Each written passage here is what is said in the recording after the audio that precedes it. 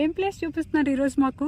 Hi శృతి, ఇది మన Swarnamukhi river అనమాట. ఓకే, మన ఇల్లు ఇక్కడి నుంచి గట్టిగా ఒక 100 మీటర్స్ ఉంటుంది అంతే. సో మనం ఎంత లక్కీ అంటే ఒకసారి చెప్తా చూడు. ఇప్పుడు ఇక్కడ వచ్చే వాటర్ అన్నీ కూడా మనకి శేషాచలం అడవుల్లో నుంచి వస్తాయన్నమాట. అంటే శ్రీ వెంకటేశ్వర స్వామి పాదాల చెంత నుంచి వచ్చే వాటర్ ఇవి. అంటే ఎంత పవిత్రమైందో ఒకసారి ఆలోచించు. సో ఇట్లాంటి పవిత్రమైన ప్లేస్ని కూడా చాలా మంది అసలు అపవిత్రం చేస్తూ ఉన్నారు. ఇప్పుడు కొంతమంది ఏమో ప్లాస్టిక్ కవర్లు, ప్లాస్టిక్ వస్తువులన్నీ ఇక్కడే పారేసిపోతా ఉన్నారు. ఇంకొంతమంది చూడు, ఇంక ఇట్లాంటి వాళ్ళని ఏమనాలో కూడా నాకు అర్థం కావట్లే. చూడండి, బీర్ బాటిళ్ళు, కొన్ని పగిలిపోయినట్టు కూడా ఉన్నాయి ఆ పక్క. చూడండి, ఇవన్నీ ఏదన్నా పశువులు లేకపోతే మనుషుల కాళ్ళకి గుచ్చుకుంటే ఏంది తర్వాత పరిస్థితి.